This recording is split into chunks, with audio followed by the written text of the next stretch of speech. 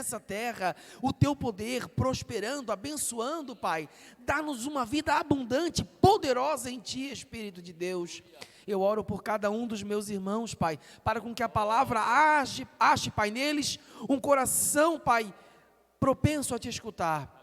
Em nome de Jesus. Amém e amém. A paz do Senhor, amada igreja. Amém. Tome assento, querido. Louvado seja Deus. Quem está contente com o Senhor Jesus? Amém. Louvado seja Deus. É motivo de grande alegria nessa tarde poder celebrar a ressurreição do Senhor Jesus e logo mais participarmos da Santa Ceia do Senhor. Eu te convido a abrir a sua Bíblia em 1 Coríntios, capítulo 15, o versículo 3 a seguir. Presta bastante atenção nessa leitura, porque ela é maravilhosa, um relato lindo, aleluia, do apóstolo Paulo. 1 Coríntios, capítulo 15, o versículo 3 diz assim: porque primeiramente vos entreguei o que também recebi, que Cristo morreu por nossos pecados, segundo as Escrituras, e que foi sepultado e que ressuscitou ao terceiro dia, segundo as Escrituras, e que foi visto por Cefas, que é Pedro, e depois pelos 12. Depois foi visto uma vez por mais de 500 irmãos, dos quais vive ainda a maior parte, mas alguns já dormem também. Depois foi visto por Tiago, depois por todos os apóstolos, e por derradeiro de todos me apareceu também como a um abortivo. Amém. Glória ao Senhor Jesus. Essa leitura, ela é linda e maravilhosa, porque o apóstolo Paulo, ele está escrevendo para os irmãos de Corinto, contando algo, e ele diz assim: porque eu recebi do Senhor, que Cristo morreu por nossos pecados, segundo as Escrituras. Que escritura que ele estava falando? Não é essa que nós estamos lendo hoje. Ele estava falando do Antigo Testamento, dos profetas, ele estava falando do Pentateuco. Você está compreendendo? Dos livros históricos que falavam uma profecia que nasceria um Salvador, e os salmos contavam como que esse Salvador daria a sua vida na cruz do Calvário para perdoar os nossos pecados. E da forma como o rei Davi ouviu que nele não havia beleza para que o desejássemos, era como uma raiz seca. Por quê? Porque o salmista ouvia na cruz do Calvário, todos os seus ossos estavam expostos. Então, quando o apóstolo Paulo fala essa palavra, ele fala com propriedade, porque ele conhecia as Escrituras, e depois no caminho de Damasco ele tem um encontro com Jesus Cristo, o Salvador. Então os seus olhos espirituais são abertos, e ele conseguiu fazer a ligação entre o que o profeta tinha profetizado e o que aconteceu em Jerusalém, a morte e a ressurreição do nosso Senhor Jesus Cristo, aleluia. E ele diz assim: e que foi sepultado e que ressuscitou ao terceiro dia, segundo as Escrituras. Novamente as Escrituras se cumpriram, porque a palavra dizia que o seu santo não veria corrupção, e nem a morte o poderia deter. Ou seja, o Senhor Jesus não sofreu decomposição, o seu corpo não se decompôs. Antes mesmo disso, ele já recebeu um corpo glorificado. Aleluia. Você pode aplaudir ao Senhor por essa palavra? Aleluia. E a palavra é maravilhosa, porque ele diz assim, ó: depois ele foi visto por mais de 500 irmãos, foi visto pelo apóstolo Pedro, foi visto depois por todos os apóstolos, e por último, ele se apresentou a mim também. O apóstolo Paulo está contando isso, né? E ele diz assim: destes 500 irmãos, na época de Paulo, a maioria ainda vivia. Quando ele escreveu a carta para os irmãos em Corinto, todos esses irmãos, a grande maioria ainda vivia e testemunhava: eu vi o Senhor Jesus ressuscitado. Aleluia. E isso é maravilhoso. é um fato histórico que o nosso Senhor e Salvador Jesus Cristo ressuscitou. A história não pode negar que Jesus ressuscitou. E sabe o que é lindo da palavra de Deus? É que tudo que está escrito na sua palavra, tudo se comprova pela ciência e se comprova pela história. Quando nós tivemos a oportunidade, pela misericórdia do Senhor, de estar lá em Jerusalém, eu estive no túmulo do rei Davi, e lá estão os restos do rei Davi, está lá, o escolhido do Senhor está lá, os seus restos, e as pessoas fazem peregrinação ali todos os dias, e estão lá os judeus fazendo as suas orações, e lendo ali o Pentateuco, e lendo os salmos, lendo os profetas, eles estão ali diariamente. Mas dali nós saímos e sabe para onde a gente foi? A gente foi para o túmulo do Senhor Jesus e está vazio. Jesus ressuscitou, aleluia, louvado seja Deus, louvado seja o Senhor. A história da humanidade, ela foi dividida entre antes e depois que Jesus Cristo pisou esta terra. Não existe nenhum homem, sabe, porque às vezes a história secular aí quer contar uma história, quer dizer que fulano foi importante, Alexandre o Grande, e Napoleão, e não sei quem, e ficam inventando história, mas todos esses homens, tanto faz como tanto fez, enquanto viveram foram alguma coisa, mas ninguém dividiu a história como o nosso Senhor e Salvador Jesus Cristo. Um carpinteiro que andou sobre a face da terra, mudou o rumo da humanidade, que estava condenado ao inferno, agora tem a oportunidade de entrar nas mansões celestiais e um dia abraçar o Senhor Jesus. Aleluia! Se você parar para pensar, até aquele ateu, ou aquela pessoa que desrespeita Deus, quando você pergunta para ele a sua data de nascimento, ele vai ter que falar o dia, o mês e vai ter que falar o ano. E se fosse eu, teria que dizer 15 de outubro de 1975. 1975 o quê? Ano do nosso Senhor e Salvador Jesus Cristo. Aleluia! Você está entendendo? Mesmo aquela pessoa que não quer reconhecer Deus, é obrigada a reconhecer que Jesus pisou a face da terra.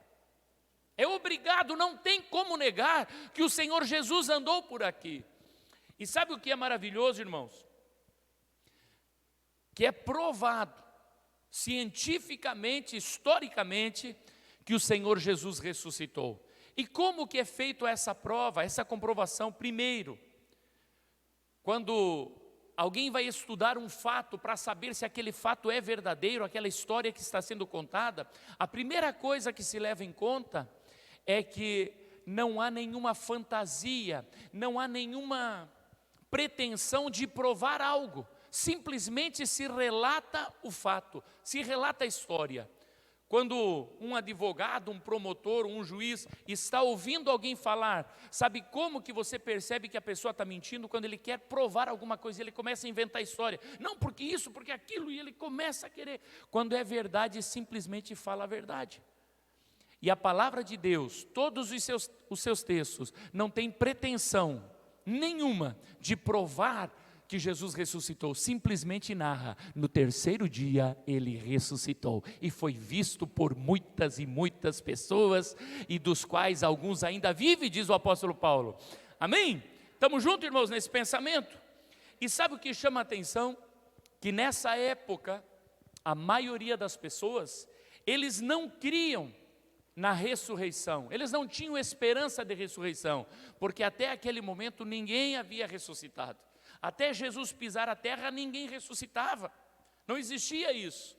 As pessoas criam na teoria de Pitágoras, né, que uma alma saía de um corpo e ia para o outro, ou também do Platão, que a alma ia para o Éon, ia para um outro lugar, mas ressuscitar? Não, isso aí ninguém acreditava. Pois bem, o Senhor Jesus mudou isso. Quando ele se encontra com a viúva de Naim, ele ressuscita o filho dela.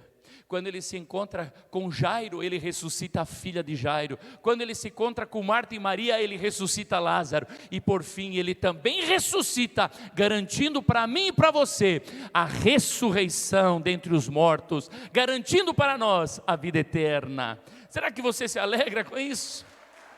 Aleluia! Aleluia! E quando nós olhamos para esse testemunho, que está dizendo que foi visto por mais de 500 pessoas, foi visto pelos apóstolos, e essas pessoas davam testemunho. Para você, quem sabe que não estudou muito ainda a palavra, para você possa parecer algo simples isso, porque hoje você sair aí na rua e dizer assim, eu creio que Jesus ressuscitou, o máximo que vai acontecer com você é alguém dizer, você é um doido, você não sabe se Jesus ressuscitou. O máximo que vai acontecer contigo é isso, mas naquela época não. Quando os discípulos se posicionavam dizendo Jesus ressuscitou, Jesus está vivo, eles eram apedrejados, eram mortos à espada, eram chicoteados, eram levados para a tortura, eram levados para a jaula, eram levados futuramente para as arenas, para serem entregues para os leões. E as pessoas não se importavam, esses irmãos não se importavam de expor a sua vida à morte para testemunhar que Jesus está vivo. Você está entendendo? Essa prova, esse destemor dos nossos irmãos comprova algo, Jesus ressuscitou, eles tiveram um encontro verdadeiro com Deus, não tinha como ser ao contrário. Eles se encontraram com Jesus. E quem sabe você pense que algo mudou, mas não é verdade. Eu quero ler alguns textos com você aqui, e depois eu vou te mostrar uma coisa. Abra aí Atos capítulo 4, versículo 17.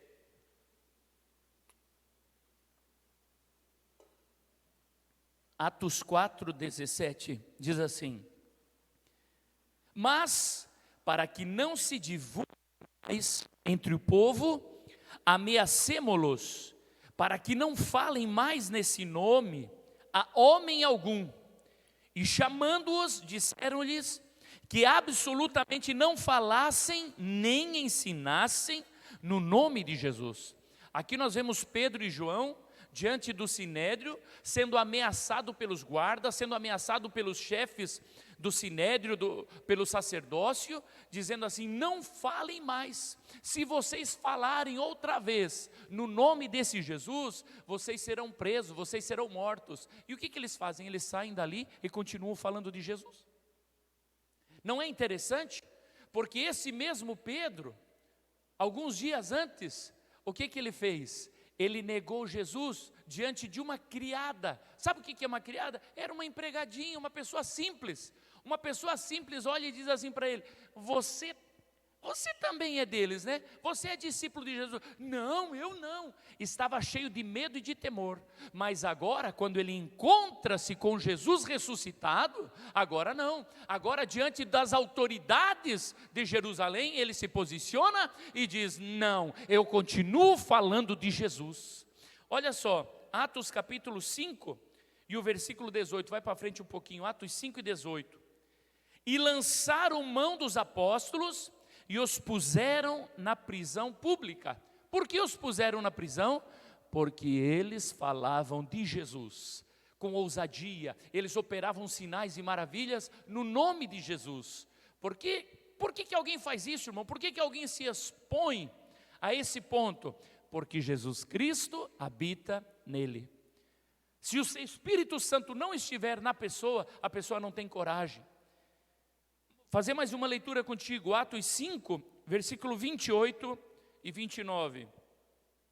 Dizendo: não vos admoestamos nós, expressamente, que não ensinasseis nesse nome, e eis que enchestes Jerusalém dessa vossa doutrina, e quereis lançar sobre nós o sangue desse homem.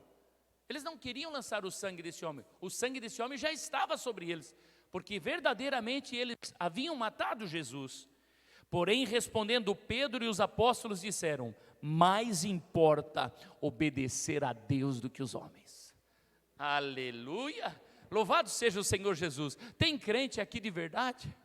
Nesse lugar, tem crente disposto a dar a sua vida em testemunho de Jesus Cristo? Eu quero mostrar para vocês, tem como passar aqui, minha filha? Coloca para mim, olha aqui, ó. Esse aqui é um print que eu fiz de uma mensagem que o pastor Navid me mandou lá do Paquistão, e eu quis compartilhar com vocês. Isso aqui ele me mandou no dia 23 de março agora, ele me mandou essa mensagem, presta atenção, diz assim, ó: meu querido Senhor, eu estou muito triste hoje. Nós temos uma população cristã aqui, e havia uma menina de 9 anos, filha de um irmão, que ela foi sequestrada por 3 homens que invadiram a sua casa e levaram ela e depois a mataram. Eles são muçulmanos. Nesses dias em nosso país, uma ou outra menina cristã é vítima do islamismo, e o governo do Paquistão não faz nada. Pelo simples fato delas serem filhas de cristão, elas são mortas. Primeiro são sequestradas, abusadas e depois mortas. Por quê? Porque não negam a Jesus. Esses homens não negam a Jesus. Esses homens e mulheres não negam a Jesus. E aí diz assim, ó: por favor, ore por nós. É muito difícil viver nesses dias no Paquistão. Nesse momento eu estou chorando. Esta foi a nossa história do dia de hoje. Mostra para mim o próximo videozinho. Ele me mandou o vídeo da menina.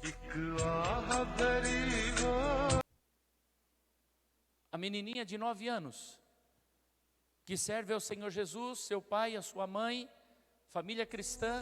Um país onde, se você serve ao Senhor Jesus, você será perseguido à morte, será esfaqueado, e teus filhos serão mortos.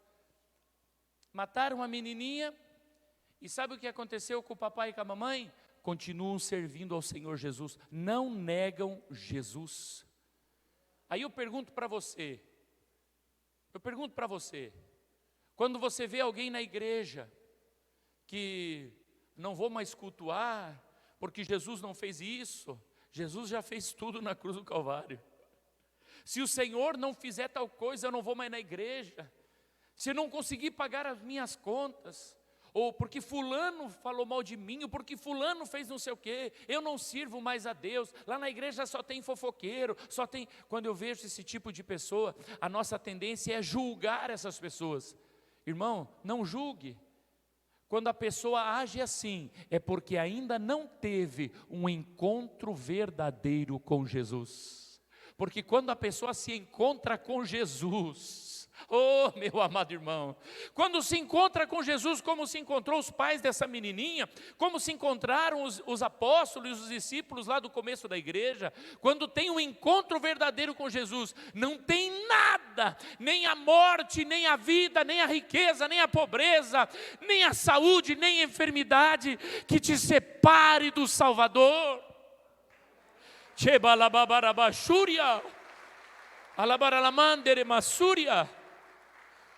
Amado irmão, quando você ver alguém que essa pessoa parece tão fraca na fé, parece que não liga para as coisas de Deus, qualquer coisinha parece, ai, não quero mais saber de Deus, ore por ela, tenha misericórdia dela. Deixa eu dizer algo para ti, irmão: ninguém neste mundo, por pior que tenha sido, merece ir para o inferno, irmão. O inferno é terrível e é para toda a eternidade. Por isso eu e você precisamos perdoar todos os dias e amar todos os dias. O Senhor Jesus diz assim: amai os vossos inimigos, aqueles que te fazem mal, aqueles que te caluniam, ame eles, ame essas pessoas. Esse é o amor do Senhor. Aqueles que mentem, aqueles que te enganam, continue amando eles. Deseje profundamente a salvação dessas pessoas, e deseje profundamente a salvação tua, a tua salvação. Deseje ardentemente ser salvo. Cuida. Em Apocalipse diz a palavra do Senhor: guarda bem o que tens, para que ninguém tome a tua coroa. guarda bem, protege em oração, em leitura da palavra, cultuando ao Senhor. Guarda o que você tem, meu querido. Rabaxababassúria. Muitas vezes nós não entendemos a importância da salvação. Muitas vezes nós viemos à casa do Senhor e queremos receber coisas. Irmão, a bênção maior já está à nossa disposição, que é a nossa vida eterna, a salvação. E quem tem o sangue de Cristo sobre a sua vida, tem a sua vida eterna garantida. Aleluia! Louvado seja o Senhor Jesus. Viva, irmão, viva a ressurreição de Cristo, viva ela intensamente dentro do teu coração, não faça pouco caso, não descuide. Pessoas estão sendo mortas, estão sendo enjauladas, estão sendo perseguidas, terrivelmente, em muitas partes do mundo, e essa perseguição está chegando no Brasil também. E às vezes eu penso que a perseguição parece que desperta mais ainda os verdadeiros, porque quando há uma liberdade, parece que as pessoas estão dormindo, e nós precisamos acordar para dar valor ao que o Senhor Jesus fez na cruz por nós. Amém, irmãos? Aleluia! Qual é a importância da ressurreição de Jesus? Se Jesus ressuscitou, então eu e você também vamos ressuscitar. Porque essa é a promessa que Ele fez. Ele fez essa promessa. Como Ele ressuscitou, nos ressuscitaria no último dia. Tanto é que quando Ele fala com Marta, Ele diz assim: já não te disse, se creres verás a glória de Deus? E ela sabe da promessa, ela diz sim, no último dia. Ela esperava a ressurreição. Estamos juntos, irmãos? Se Jesus não tivesse ressuscitado, não haveria esperança de vida eterna. Estaríamos para sempre condenados à morte eterna, mas o Senhor ressuscitou e nos garante vida eterna. Por isso alegra o teu coração, essa vida está passando e logo mais estaremos para sempre com o Senhor. Aleluia! Porque Jesus ressuscitou, toda enfermidade no meu corpo é ilegal. Diga assim, é ilegal. Diga de novo, é ilegal.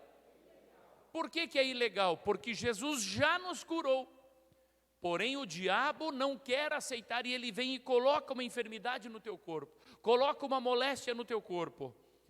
E alguém pode se perguntar e dizer assim: mas eu preciso adoecer para morrer. Não é verdade, não é verdade. O salmista diz assim: tira-lhe o espírito e o corpo volta ao pó.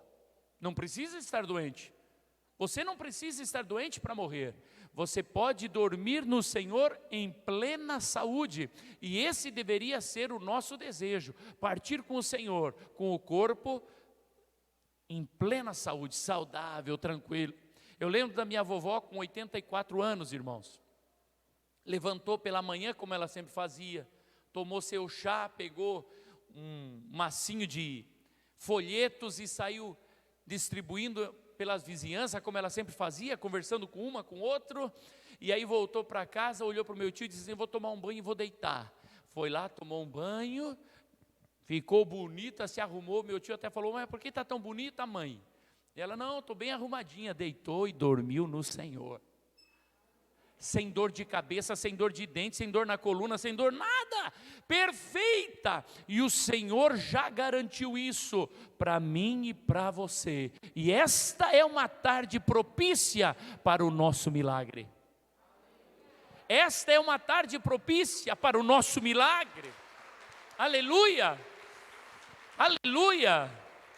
Amado irmão, creia, o Senhor Jesus, Ele deixou a Páscoa para nós, a última ceia. Ele fala: fazei isto em memória de mim, todas as vezes que comerdes e beberdes, faça isso em minha memória. Lembre-se, a minha morte, você anuncia a minha morte. E a morte do Senhor significa o quê? Que mataram Jesus? Não, porque Jesus ninguém matou, Ele deu a sua vida. Ele diz: a minha vida ninguém a tira, eu a dou. E Ele está dizendo: celebre a minha morte, se alegre. Ou seja, receba o milagre, receba o poder da ressurreição, receba nessa tarde, meu amado. Se você chegou aqui com alguma enfermidade, chegou aqui com uma angústia, com tristeza, receba a paz de Cristo, porque o castigo que nos dá a paz estava sobre Jesus. Aleluia, louvado seja o Senhor Jesus. Eu quero pedir que a igreja esteja de pé, os irmãos da Santa Ceia já estejam a postos. Alalabachúria, aleluia.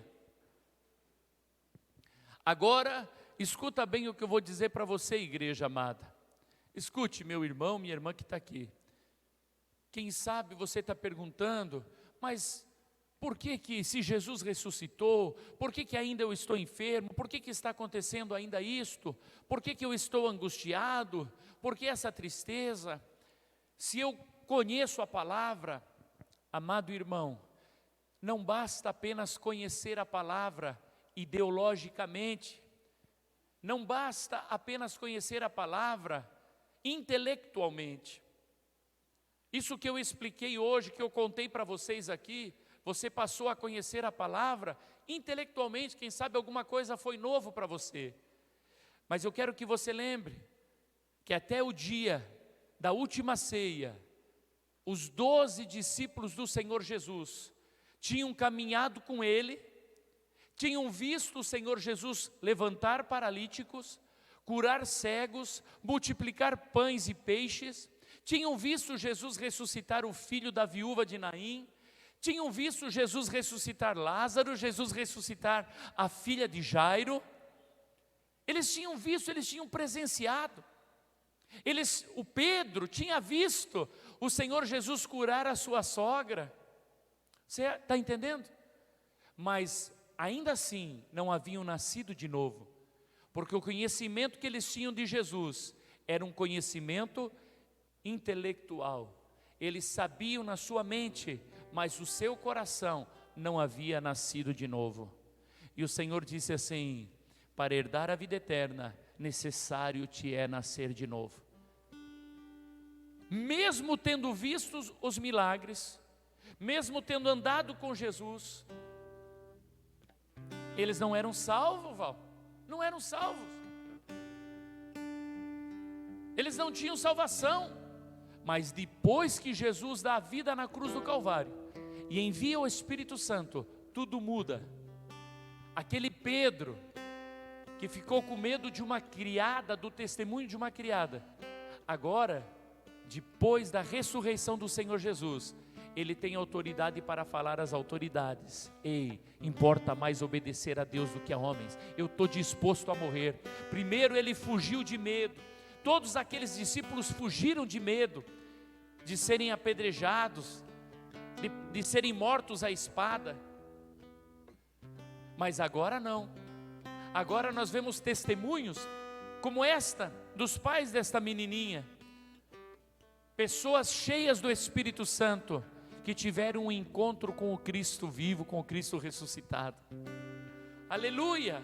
Louvado seja o Senhor Jesus. Me chama a atenção a vida de Estevão, aquele diácono, cheio do Espírito Santo, começa a pregar e operar milagres e maravilhas. E ele é chamado também diante do Sinédrio, e ele prega com ousadia e diz: o Jesus que vocês crucificaram, ele era o Salvador do mundo. E ele prega, e ele afronta, e ele fala a verdade, colocando a sua vida em risco. E todos os presentes, diz a Bíblia, olhavam para Estevão e viam em seu rosto como o rosto de um anjo. Mas mesmo assim, não se entregaram a Cristo, arrastaram Tiago para fora da cidade e começaram a apedrejá-lo. E enquanto o apedrejavam, sabe o que ele fazia? Ele orava e dizia: Pai, não lhes impute este pecado, tem misericórdia deles, Pai, eles ainda não receberam o novo nascimento. A pessoa que verdadeiramente nasceu de novo, o seu amor supera o ódio. Ah, meu amado irmão, entenda isso. Se você ainda guarda ódio no teu coração, se você ainda guarda rancor de alguém, precisa novo nascimento, porque quem tem novo nascimento não tem mais ódio, tem amor no coração. A Bachúria. E quem estava lá, tomando frente daquele apedrejamento, era o jovem Saulo, que o Senhor mudou seu nome para Paulo. E ele estava lá olhando tudo aquilo. Ele conhecia as Escrituras, mas não tinha um encontro ainda com Jesus. E ele consentiu com a morte de Estevão. Ele achou bom que mataram Estevão. E ele vai até os chefes da sinagoga, pega a carta para ir a Damasco e nas regiões para trazer os cristãos para serem mortos, para serem apedrejados. Mas quando ele está indo no caminho de Damasco, a oração do Estevão surtiu efeito. Estevão já estava com o Senhor, mas o seu clamor diante de Deus salvou o apóstolo Paulo. E agora, quando o apóstolo Paulo está caminhando para Damasco, o Senhor Jesus se apresenta e diz: Saulo, Saulo, por que tu me persegues? E aquele breve encontro com o Senhor Jesus mudou completamente a vida daquele homem, e de perseguidor passou a ser um cristão verdadeiro, que adorava a Deus e que pregava o Evangelho, que foi açoitado diversas vezes, apedrejado e caluniado e por fim jogado numa prisão, mas nunca mais negou Jesus. Aleluia! Será que você pode por alguns minutos adorar o teu Deus nessa tarde? E agradecer a Deus pelo encontro que você teve com Ele? Se eu e você estamos aqui, não foi por merecimento, mas foi pelo amor de Jesus. Recebe louvor, recebe adoração, Yeshua. Já estou crucificado.